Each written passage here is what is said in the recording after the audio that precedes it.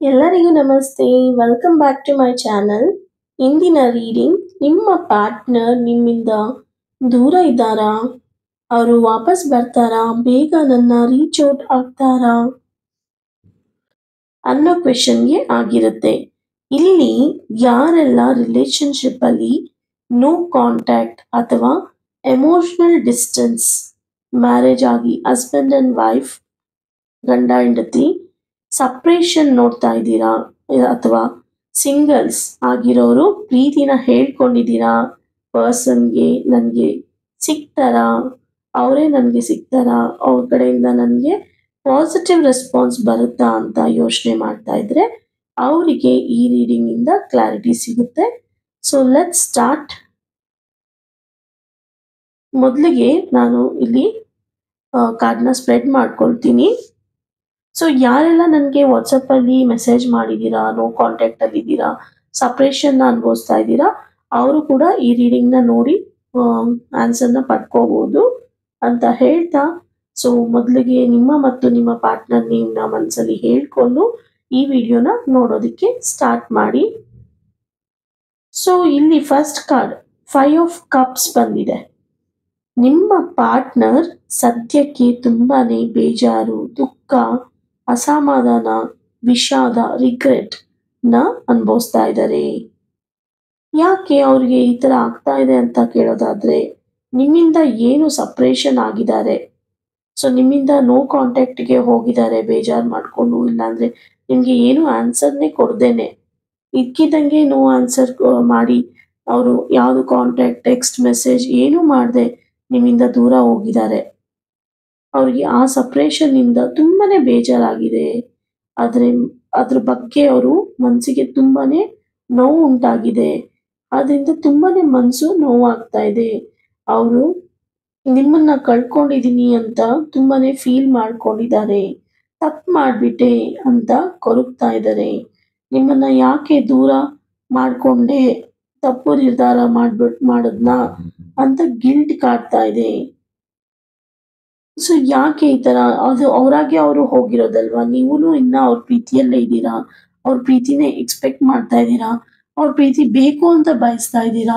ಅವ್ರನ್ನ ಕಾಂಟ್ಯಾಕ್ಟ್ ಮಾಡಿದ್ರೆ ಅವರು ನಿಮ್ ಜೊತೆ ಸಂಪರ್ಕದಲ್ಲಿ ಸಿಗ್ತಾನೆ ಇರ್ತಾ ಇರ್ಬೋದು, ಬಟ್ ಅವರು ನೋ ಕಾಂಟ್ಯಾಕ್ಟ್ಗೆ ಹೋಗಿ ಈ ತರ ಅವರು ಕರೆಂಟ್ ಫೀಲ್ ಅಲ್ಲಿ ಈ ತರ ಯೋಚನೆ ಮಾಡ್ತಾ ಇದ್ದಾರೆ. ಸೊ ಅವರು ಯಾವುದೋ ಒಂದು ಮಾತು ಕೇಳಿ, ಯಾವುದೋ ಒಂದು ನಿರ್ಧಾರ ತಗೊಂಡು ಈ ತರ ಮಾಡ್ತಾ ಇದ್ದಾರೆ. ಸೊ ಅದು ಅವ್ರಿಗೆ ಅರ್ಥ ಆಗಿದೆ, ರಿಯಲೈಸೇಷನ್ ಆಗಿದೆ. ಆ ಗಿಲ್ಟ್ ಅದು ಕಾಡ್ತಾ ಇದೆ. ಅವ್ರಿಗೆ ಮಾಡಿರೋ ತಪ್ಪು ರಿಯಲೈಸೇಷನ್ ಆಗಿದೆ. ಸೊ ಇಲ್ಲಿ ಅವರು ಇದೇ ರೀತಿ ಯೋಚನೆ ಮಾಡ್ತಾ ಇದ್ರೆ, ಸೊ ಪಾಸ್ಟ್ ಅಲ್ಲಿ ಆಗಿರೋ ಮಿಸ್ಟೇಕ್ಸ್ ಬಗ್ಗೆನೇ ಯೋಚನೆ ಮಾಡ್ತಾ ಇದ್ರೆ, ಅದ್ರ ಬಗ್ಗೆನೇ ಕೊರಗ್ತಾ ಇದ್ರೆ, ಸೊ ಏನನ್ನು ಅವರು ಸಾಧಿಸೋದಕ್ಕೆ ಆಗೋದಿಲ್ಲ. ಸೊ ಅದು ಪಾಸ್ಟ್ ಇಸ್ ಪಾಸ್ಟ್ ಅಲ್ವಾ, ಅದು ಕಳೆದು ಹೋಗ್ಬಿಟ್ಟಿದೆ. ನಿಮ್ ಜೊತೆ ಮಿಸ್ಅಂಡರ್ಸ್ಟ್ಯಾಂಡಿಂಗ್ ಆಗಿರ್ಬೋದು, ನಿಮ್ಮಿಂದ ದೂರ ಆಗಿರ್ಬೋದು, ಅದು ಆಗೋಗಿದೆ. ಸೊ ಅವರು ನಿಮ್ಮನ್ನ ಭೇಟಿ ಆಗೋದಿಕ್ಕೆ, ನಿಮ್ಮ ಜೊತೆ ಕನೆಕ್ಟ್ ಆಗೋದಕ್ಕೆ ಟ್ರೈ ಮಾಡ್ಬೇಕಿದೆ, ಬಟ್ ಅದನ್ನ ಅವರು ಮಾಡ್ತಾ ಇಲ್ಲ. ಅದನ್ನ ಮುಂದೆ ಏನ್ ಮಾಡ್ಬೇಕು ಅನ್ನೋ ಯೋಚನೆ ಮಾಡೋದನ್ನ ಬಿಟ್ಟು ಕೊರಗ್ತಾ ಇದ್ದಾರೆ. ಅವರು ಒಂಥರ ಮನ್ಸಲ್ಲಿ ತುಂಬಾ ಕನ್ಫ್ಯೂಷನ್ಸ್, ಮೈಂಡ್ ಅಲ್ಲಿ ಏನ್ ನಿರ್ಧಾರ ತಗೋಬೇಕು. ಈ ಕಡೆ ಅವ್ರಿಗೆ ಅರ್ಥ ಆಗಿದೆ, ಮನೆಯಲ್ಲಿ ಅವ್ರು ಯಾರ್ದೋ ಒಬ್ರನ್ನ ಮಾತನ್ನ ಕೇಳಿ, ಸೊ ಆ ನಿಮ್ಮ ಪ್ರೀತಿನ ಅವರು ದೂರ ಮಾಡ್ಕೊಂಡಿದ್ದಾರೆ. ಸೊ ಅದನ್ನ ಅವರು ಯೋಚನೆ ಮಾಡ್ಬೇಕಾಗಿದೆ, ಫೋಕಸ್ ಮಾಡ್ಬೇಕಾಗಿದೆ. ನಿಮ್ ಜೊತೆ ಕನೆಕ್ಟ್ ಆಗೋದಕ್ಕೆ ಚಾನ್ಸಸ್ ಇದೆ, ಆದ್ರೆ ಅವ್ರು ಡಿಸೈಡ್ ಮಾಡ್ಬೇಕಿದೆ. ಅವ್ರು ಮಾತ್ರ ಡಿಸೈಡ್ ಮಾಡಿದಾಗ ಖಂಡಿತ ನಿಮ್ಮನ್ನ ಕನೆಕ್ಟ್ ಆಗ್ತಾರೆ.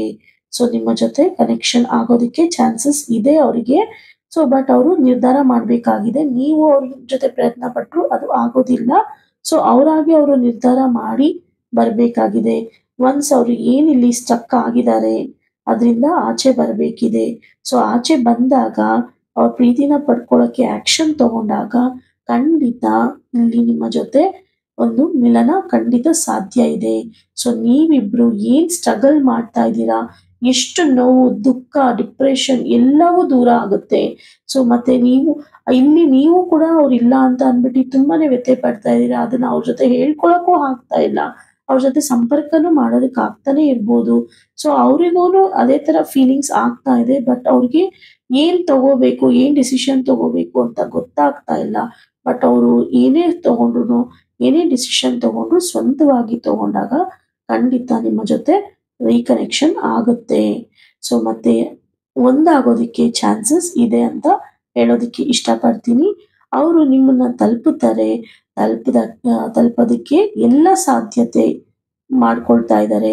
ಅವರು ಪ್ರಿಪೇರ್ ಆಗ್ತಾ ಇದ್ದಾರೆ. ಒನ್ಸ್ ಆಕ್ಷನ್ ತಗೊಂಡಾಗ ಖಂಡಿತ ಅವರು ಪ್ರಿಪೇರ್ ಆಗಿ ನಿಮ್ಮ ಹತ್ರ ವಾಪಸ್ ಬರ್ತಾರೆ. ಬಂದಾಗ ಮತ್ತೆ ನ್ಯೂ ಬಿಗಿನಿಂಗ್ ಅಂತಾನೆ ಹೇಳ್ಬೋದು. ಆ ಫ್ರೆಂಡ್ಶಿಪ್ ಆಗಲಿ ಕ್ಯಾಶುವಲ್ ಟಾಕ್ಸ್ ಇಂದ ಮತ್ತೆ ಡೀಪ್ ಕನೆಕ್ಷನ್ಗೆ ಹೋಗ್ತೀರಾ. ಸೊ ಏನೀಗ ನೋ ಕಾಂಟ್ಯಾಕ್ಟ್ ಅಲ್ಲಿ ಯಾವ ಕಮ್ಯುನಿಕೇಶನ್ ಗ್ಯಾಪ್ ಆಗಿದೆಯೋ ಫಸ್ಟ್ ಆ ಕಮ್ಯುನಿಕೇಶನ್ ನ ಬಿಲ್ಡ್ ಮಾಡ್ಕೊಳ್ತೀರಾ. ಬಿಲ್ಡ್ ಮಾಡ್ಕೊಂಡು ಖಂಡಿತ ನೀವು ಒಂದು ಡೀಪ್ ಕನೆಕ್ಷನ್ಗೆ ಮತ್ತೆ ಹೋಗ್ತೀರಾ. ಒಂದು ಸೆಲೆಬ್ರೇಷನ್ ನಿಮ್ಮ ಲೈಫಲ್ಲಿ ಒಂದು ಸೆಲೆಬ್ರೇಷನ್ ಹ್ಯಾಪಿನೆಸ್ ಇಂದ ಮತ್ತೆ ಹೊಸ ಬೆಳಕು ಮೂಡುತ್ತೆ ಅಂತಾನೆ ಹೇಳ್ಬೋದು. ಸೊ ಇಲ್ಲಿ ನೀವು ಕಂಡಿರೋ ಕನಸು ನಿಜ ಆಗುತ್ತೆ. ನೀವು ಇಷ್ಟಪಟ್ಟಿರೋ ಪಾರ್ಟ್ನರ್ ಜೊತೆ ಲಾಂಗ್ ಟರ್ಮ್ ರಿಲೇಶನ್ಶಿಪ್ಗೆ ಹೋಗ್ತೀರಾ. ಆದರೆ ಫೋಕಸ್ ಮಾಡಿದ್ರೆ ಎಲ್ಲವೂ ಸಾಧ್ಯ ಇದೆ. ಆ ಫೋಕಸ್ನ ಯಾರು ಮಾಡಬೇಕು? ನಿಮ್ಮ ಪಾರ್ಟ್ನರ್ ಮಾಡಬೇಕಾಗಿದೆ. ನಿಮ್ಮ ಪ್ರೀತಿ ನಿಜವಾದದ್ದು ಆಗಿರ್ಬೇಕಾದ್ರೆ ಯಾರು ನಿಮ್ಮನ್ನ ಕಂಟ್ರೋಲ್ ಮಾಡೋದಕ್ಕೆ ಆಗಲ್ಲ. ನಿಮ್ಮ ಪ್ರೀತಿನ ತುಂಬಾ ಇಷ್ಟಪಡ್ತಾರೆ. ನೀವು ನೋಡ್ಕೊಳ್ಳೋ ರೀತಿ ಅವ್ರಿಗೆ ನಿಮ್ಮ ಹತ್ರ ಬರೋದಕ್ಕೆ ಅದೇ ದಾರಿ ಮಾಡಿಕೊಡುತ್ತೆ ಅಂತ ಹೇಳ್ಬೋದು ಇಲ್ಲಿ. ಸೊ ಏನಕ್ಕಂದ್ರೆ ನೀವು ಎಷ್ಟು ಅವ್ರನ್ನ ಇಷ್ಟಪಡ್ತಾ ಇದ್ರಿ, ಎಷ್ಟು ಚೆನ್ನಾಗಿ ನೋಡ್ಕೊಳ್ತಾ ಇದ್ರಿ ಅದು ಅವ್ರಿಗೂ ಗೊತ್ತಿದೆ. ಸೊ ಅದನ್ನ ಅವರು ತುಂಬಾನೇ ಗಿಲ್ಟ್ ಕಾಡ್ತಾ ಇದೆ. ನಾವು ಫಸ್ಟ್ ಕಾರ್ಡ್ ನೋಡಿದಾಗ ಅವರು ರಿಗ್ರೆಟ್ ಅಲ್ಲಿ ಇದ್ದಾರೆ. ಅವರು ಎಲ್ಲಾನು ರಿಯಲೈಸೇಷನ್ ಮೋಡ್ಗೆ ಬಂದಿದ್ದಾರೆ. ಅವರು ಖಂಡಿತ ವಾಪಸ್ ಬರ್ತಾರೆ, ರಿಯೂನಿಯನ್ ಆಗ್ತಾರೆ ಸದ್ಯದಲ್ಲೇನೆ. ವಾಪಸ್ ಬಂದಾಗ ಒಂದು ಒಳ್ಳೆ ಪಾಸಿಟಿವ್ ಎನರ್ಜಿನ ತರ್ತಾರೆ. ತುಂಬಾನೇ ಸ್ಪೆಷಲ್ ಬಾಂಡೇಜ್ನ ಹೊಂದಿರ್ತಾರೆ ನಿಮ್ಮ ಪಾರ್ಟ್ನರ್. ಅವರಿಗೆ ಮನಸ್ಸು ನೋವಾಗುತ್ತೆ ಅಂತ ನೀವು ತಿಳ್ಕೊಂಡಿದ್ದೀರಾ. ಹೌದು, ಅದು ಎಷ್ಟೇ ನೋವಾಗ್ಲಿ, ಅದು ಏನೇ ಆಗಿರ್ಬೋದು, ಅವರು ನಿಮ್ಮ ಹತ್ರ ವಾಪಸ್ ಬಂದಾಗ ನಿಮ್ಮನ್ನ ಫೇಸ್ ಮಾಡೋದಕ್ಕೂ ಕಷ್ಟ ಆಗಿರ್ಬೋದು. ಬಟ್ ಅದನ್ನೆಲ್ಲಾನು ದಾಟಿ ಖಂಡಿತ ಬರ್ತಾರೆ. ಮನ್ಸಲ್ಲೇ ಕೊರಗ್ತಾರೆ, ಯಾಕೆ ಇಷ್ಟು ಲವ್ ಮಾಡೋರ್ನ ನಾನು ಯಾಕೆ ದೂರ ಹೋದೆ ಅಂತ ಅವ್ರಿಗೆ ಬೇಜಾರು ಅವಾಗವಾಗ ಆಗ್ತಾ ಇರುತ್ತೆ. ಬಟ್ ನೀವು ತೋರಿಸೋ ಸಂತೋಷದ ಪ್ರೀತಿಯನ್ನ ಅವರು ನೋಡ್ಕೊಂಡು ಎಲ್ಲಾನು ಮರೀತಾರೆ. ನಿಮ್ಮ ಕನೆಕ್ಷನ್ ಅಲ್ಲಿ ಎಲ್ಲವೂ ಜೀವಂತವಾಗಿ ಇದೆ, ಎಲ್ಲಾನು ತುಂಬಾನೇ ಚೆನ್ನಾಗಿದೆ. ಎಷ್ಟು ಪ್ರೀತಿನ ಯಾರು ಅವ್ರಿಗೆ ಲೈಫಲ್ಲಿ ಈ ಪ್ರಪಂಚದಲ್ಲೇ ಕೊಡೋದಕ್ಕಾಗಲ್ಲ. ಅಷ್ಟು ಪ್ರೀತಿನ ನೀವು ಕೊಡ್ತೀರಾ ಅವ್ರಿಗೆ. ಸೊ ಇಲ್ಲಿ ಫೈನಲ್ ಆಗಿ ಹೇಳ್ಬೇಕು ಅಂದ್ರೆ ಅವರು ಯಾವ ಬೇಜಾರಿನಲ್ಲಿ ಇದ್ದಾರೆ ಅದರಿಂದ ಆಚೆ ಬಂದು ರಿಯೂನಿಯನ್ ಆಗ್ತಾರೆ, ನಿಮ್ಮ ಜೊತೆ ರೀಕನೆಕ್ಟ್ ಆಗ್ತಾರೆ. ಆಲ್ರೆಡಿ ಅವರ ಮನಸ್ಸಲ್ಲಿ ಆಸೆ ಮೂಡಿದೆ, ವಾಪಸ್ ಬರ್ತಾರೆ, ಬಂದು ಸಾಕಷ್ಟು ಪ್ರೀತಿನ ಕೊಡ್ತಾರೆ. ಲವ್ ಕಂಫರ್ಟ್ನ ನೋಡ್ತೀರಾ. ಸ್ಟ್ರಾಂಗ್ ಚಾನ್ಸ್ ಇದೆ ಅವರು ರಿಟರ್ನ್ ಆಗೋದಿಕ್ಕೆ ಅಂತ ಹೇಳ್ತಾ ಲೆಟ್ಸ್ ಸಿ. ಸೊ ಅವ್ರು ಬಂದಾಗ ಹಳೇದ್ರ ಬಗ್ಗೆ ಮಾತಾಡೋದಾಗ್ಲಿ, ಅದ್ರ ಬಗ್ಗೆ ಡಿಸ್ಕಷನ್ ಮಾಡೋದಾಗ್ಲಿ, ನೀನು ಈ ಥರ ಮಿಸ್ಅಂಡರ್ಸ್ಟ್ಯಾಂಡಿಂಗ್ ಮಾಡ್ಕೊಂಡು ಹೋದೆ, ಸೊ ನಾನು ಪ್ರಿಯಾರಿಟಿ ಆಗಿರ್ಲಿಲ್ಲ ನಿಮ್ಮ ಬದುಕಲ್ಲಿ, ಸೊ ನೀನು ಬೇರೆ ಏನಾದರೂ ಆಪ್ಷನ್ನ ತಗೊಂಡೆ ಅಂತ ಯಾವತ್ತೂ ಅವ್ರ ಮುಂದೆ ಪ್ರಸ್ತಾಪ ಮಾಡಬೇಡಿ. ಅವ್ರು ಆಲ್ರೆಡಿ ತುಂಬಾನೇ ಮನಸ್ಸು ನೊಂದಿದ್ದಾರೆ. ಅವ್ರಿಗೆ ತುಂಬಾನೇ ರಿಯಲೈಸೇಷನ್ ಆಗಿರ್ಬೋದು. ಅದ್ರ ಜೊತೆ ಅವರು ತುಂಬಾನೇ ನೊಂದಿದ್ದಾರೆ. ಅವ್ರಿಗೆ ಅರ್ಥ ಆಗಿದೆ ಏನನ್ನ ಕಳ್ಕೊಳ್ಳೋದಕ್ಕೆ ಹೋಗಿದ್ರು ಅನ್ನೋದು ಅವ್ರಿಗೆ ಅರ್ಥ ಆಗಿದೆ. ಸೊ ಅವರು ಇನ್ ಕೇಸ್ ಅವರು ಮನೆಯಲ್ಲಿ ಬೇರೆ ಯಾರನ್ನಾದ್ರೂ ನೋಡಿ ಅವ್ರು ಇಲ್ಲದೆ ಇದ್ರೂನು ಒಂದು ಒಪ್ಕೊಳ್ಳೋಕೆ ಹೋಗಿದ್ರು ಕೂಡ ಆ ವ್ಯಕ್ತಿಗೆ ನಿಮ್ಮ ಜೊತೆ ಕಂಪ್ಯಾರಿಸನ್ ಮಾಡಿದ್ರು ಕೂಡ ನೀವು ಯಾವುದೇ ಕಾರಣಕ್ಕೂ ಡಿಸ್ಕಷನ್ ಮಾಡೋದಕ್ಕೆ ಹೋಗ್ಬೇಡಿ. ಏನಕ್ಕಂದ್ರೆ ಅವ್ರ ಮನಸ್ಸು ತುಂಬಾ ನೊಂದಿದೆ. ಆಲ್ರೆಡಿ ಅವ್ರಿಗೆ ಅರ್ಥ ಆಗಿದೆ ನೀವೇನು ಅಂತ. ನೀವ್ ತೋರ್ಸೋ ಪ್ರೀತಿ ಅವ್ರಿಗೆ ಎಲ್ಲೂ ಸಿಗಲ್ಲ ಅನ್ನೋದು ಅವ್ರಿಗೆ ರಿಯಲೈಸ್ ಆಗಿದೆ. ಸೊ ಆದ್ರಿಂದ ಅವರು ಒಂದು ಒಳ್ಳೆ ಡಿಸಿಷನ್ ತಗೊಂಡು ಅವರು ಮತ್ತೆ ನಿಮ್ಮ ಜೊತೆ ಹೆಜ್ಜೆ ಹಾಕೋದಿಕ್ಕೆ ರೆಡಿ ಆಗಿದ್ದಾರೆ. ಸೊ ನೀವು ಏನ್ ಹೇಳಿದ್ರು ಕೇಳ್ತಾರೆ. ಸೊ ಅದ್ರ ಜೊತೆಗೆ ನಿಮ್ಮ ಪ್ರೀತಿ ಒಂದೇ ಅವರಿಗೆ ಇಂಪಾರ್ಟೆಂಟ್ ಆಗಿರೋದು. ಹಾಗಂತ ಅಂದ್ಬಿಟ್ಟು ಅವರು ಏನು ಬೇಡ ನನ್ಗೆ ಇವರೇ ಬೇಕು ಅಂತ ಸೆಲೆಕ್ಟ್ ಮಾಡಿಲ್ಲ. ಇಲ್ಲಿ ಅವರು ಮನಸ್ಪೂರ್ವಕವಾಗಿ ನಿಮ್ಮ ಪ್ರೀತಿ ಬೇಕು ಅಂತ ವಾಪಸ್ ಬರ್ತಾ ಇದ್ದಾರೆ. ಏನಕ್ಕಂದ್ರೆ ಆಲ್ರೆಡಿ ನಿಮ್ಮ ಪ್ರೀತಿ ಏನು ಅಂತ ಅವರು ಮೊದಲಿಗೆ ನೋಡಿರ್ತಾರೆ. ನಿಮ್ಮ ಜೊತೆ ಒಂದು ಒಳ್ಳೆ ಬಾಂಡೇಜ್ ಒಳ್ಳೆ ಪ್ರೀತಿಯನ್ನು ಅವ್ರು ಪಡ್ಕೊಂಡಿರ್ತಾರೆ. ಆ ಪ್ರೀತಿ ಮುಂದೆ ಬೇರೆ ಯಾರೇ ಏನೇ ಅಫೆಕ್ಷನ್ ಆಗಿರ್ಲಿ, ಲವ್ ಆಗ್ಲಿ ತೋರ್ಸಿದ್ರು ನಿಮ್ಮ ಪ್ರೀತಿಗೆ ಮ್ಯಾಚ್ ಆಗುವಂಥದ್ದು ಏನು ಇರ್ಲಿಲ್ಲ. ಸೊ ಆದ್ರಿಂದ ಅವರು ಮತ್ತೆ ವಾಪಸ್ ಬಂದಾಗ ನಿಮ್ಮ ರಿಲೇಶನ್ಶಿಪ್ ಅಲ್ಲಿ ಒಂದು ಲಾಂಗ್ ಟರ್ಮ್ ಜರ್ನಿನ ಅವರು ನಿಮ್ ಜೊತೆ ಶೇರ್ ಮಾಡ್ಕೋಬೇಕು ಅಂತ ರೆಡಿ ಆಗ್ತಾ ಇದ್ದಾರೆ.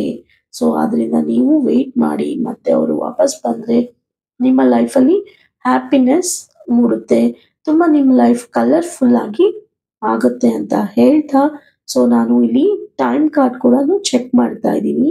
ಸೊ ಅವರು ವಾಪಸ್ ಬರುತ್ತಾರೆ ಅಂತ ಎಲ್ಲಾ ಕಾರ್ಡ್ಸ್ ಇಂದನೂ ಮೂಲಕ ನಮ್ಗೆ ಗೊತ್ತಾಗ್ತಾ ಇದೆ.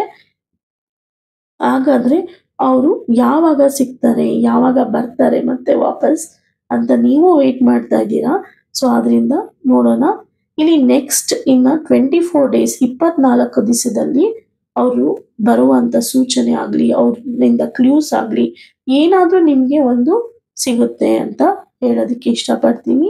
ಸೊ ಆನ್ ಎನಿ ಫ್ರೈಡೆ, ಯಾವ್ದಾದ್ರೂ ಶುಕ್ರವಾರ ಅವರು ನಿಮ್ಮನ್ನ ರೀಚ್ ಆಗ್ಬೋದು. ಸೊ ಯಾವ್ದಾದ್ರೂ ಶುಕ್ರವಾರದಿಂದ ನಿಮ್ಗೆ ಸೂಚನೆ ಸಿಗ್ಬೋದು, ಒಂದು ಮೆಸೇಜ್, ಕಾಲ್, ಇಲ್ಲ ಯಾರಾದ್ರೂ ಒಂದು ಥರ್ಡ್ ಪರ್ಸನ್ ಇಂದ ಸಿಗ್ಬೋದು. ಇನ್ ನೆಕ್ಸ್ಟ್ ಏಪ್ರಿಲ್ ಅಂತಾನು ಹೇಳೋದಕ್ಕೆ ಇಷ್ಟಪಡ್ತೀನಿ. ಈ 3 ಟೈಮ್ ಫ್ರೇಮ್ ಡೇಟ್ಸ್ ಅಲ್ಲಿ ನಿಮ್ಗೆ ಯಾವ್ದು ಆದ್ರೂ ಒಂದು ರೆಸೊನೇಟ್ ಖಂಡಿತ ಆಗುತ್ತೆ. ಇವತ್ತಿನ ರೀಡಿಂಗ್ ಅಲ್ಲಿ ಈ 3 ಕಾರ್ಡ್ಸ್ ನಾವು ಪಿಕ್ ಮಾಡಿದಾಗ ಕೂಡ ಸೊ ರಿಯೂನಿಯನ್ ಸಾಧ್ಯ ಇದೆ ಅಂತ ಹೇಳ್ತಾ ಇದೆ. ಸೊ ಹಾಗಾದ್ರೆ ಸೊ ಖಂಡಿತ ನೀವು ವೇಟ್ ಮಾಡಿ. ಸೊ ನಿಮ್ಗೆ ಖಂಡಿತ ಒಂದು ಒಳ್ಳೇದು ಆಗುತ್ತೆ.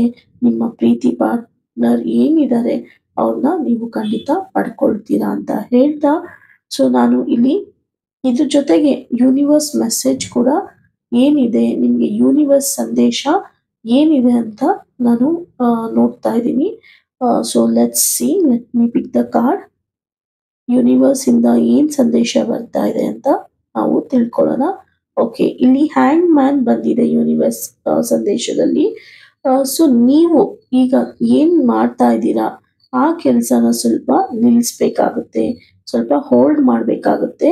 ದೇವರಿಗೆ ಸರೆಂಡರ್ ಆಗಿ ನೀವು ಏನೇ ತಪ್ಪು ಮಾಡಿರ್ಬೋದು, ಏನೇ ಇರ್ಬೋದು, ನಿಮ್ಮ ಮನಸ್ಸಲ್ಲಿ ಕೊರಗು, ಆಸೆ, ಡಿಸೈರ್ಸ್ ಏನೇ ಇರ್ಬೋದು, ದೇವರಲ್ಲಿ ನೀವು ಸರೆಂಡರ್ ಆಗಿ ದೇವ್ರ ಹತ್ರ ಪ್ರಾರ್ಥಿಸ್ಕೊಳ್ಳಿ. ನಿಮ್ಮ ಡೈರೆಕ್ಷನ್ ಏನು ನೀವು ಇವಾಗ ಮಾಡ್ತಾ ಇದ್ದೀರಾ, ಹೊಸ ಡೈರೆಕ್ಷನ್ ಅಲ್ಲಿ ನೀವು ಮಾಡೋದಕ್ಕೆ ಯೋಚನೆ ಮಾಡಿ, ಹೊಸ ಸ್ಟೈಲ್ ಅಲ್ಲಿ ವರ್ಕ್ ಮಾಡಿ. ನಿಮ್ಮ ಪ್ರೀತಿ ಇರ್ಬೋದು, ಲವ್ ಲೈಫ್, ಕರಿಯರ್ ಅಲ್ಲಿ ಏನ್ರಲ್ಲಾದ್ರೂ ನೀವು ಸ್ಟಕ್ ಆಗಿರ್ಬೋದು. ಸೊ ಅದು ಎಲ್ಲವನ್ನು ನೀವು ಲೆಟ್ ಗೋ ಮಾಡಿ. ನೀವು ಏನಾದ್ರೂ ಸ್ಟಕ್ ಆಗಿ ಅದರಿಂದ ಕೊರಗ್ತಾ ಇದ್ರೆ, ಆಯ್ತಪ್ಪ ಇಷ್ಟು ದಿವಸ ಆಗಿದ್ದಾಗ್ಲಿ, ಮುಂದೆ ಏನಾಗುತ್ತೆ ಒಳ್ಳೇದಾಗುತ್ತೆ ಅದನ್ನ ನೋಡೋಣ ಅಂತ ನೀವು ಅದನ್ನ ಲೆಟ್ ಗೋ ಮಾಡಿ. ಆಧ್ಯಾತ್ಮಿಕ ಕಡೆ ನಿಮ್ಮ ಒಲವನ್ನು ಬೆಳೆಸ್ಕೊಳ್ಳಿ, ಮೆಡಿಟೇಷನ್ ಮಾಡಿ. ಎಲ್ಲವೂ ಖಂಡಿತ ನಿಮ್ಗೆ ವಾಪಸ್ ಸಿಗುತ್ತೆ, ಎಲ್ಲವೂ ನಿಮ್ಮ ಕೈ ಸೇರಲಿದೆ ಅಂತ ಹೇಳ್ತಾ ಈ ವಿಡಿಯೋನ ಇಲ್ಲಿಗೆ ಎಂಡ್ ಮಾಡ್ತಾ ಇದ್ದೀನಿ. ಸೊ ನಿಮ್ಗೆ ರೆಸನೇಟ್ ಆದ್ರೆ ಕಮೆಂಟ್ ಅಲ್ಲಿ ನಿಮ್ಮ ಮತ್ತು ನಿಮ್ಮ ಪಾರ್ಟ್ನರ್ ನಿಮ್ನ ತಪ್ಪದೆ ಕಮೆಂಟ್ ಅಲ್ಲಿ ತಿಳಿಸ್ಕೊಡಿ ಅಂತ ಹೇಳ್ತಾ, thank you for watching this video.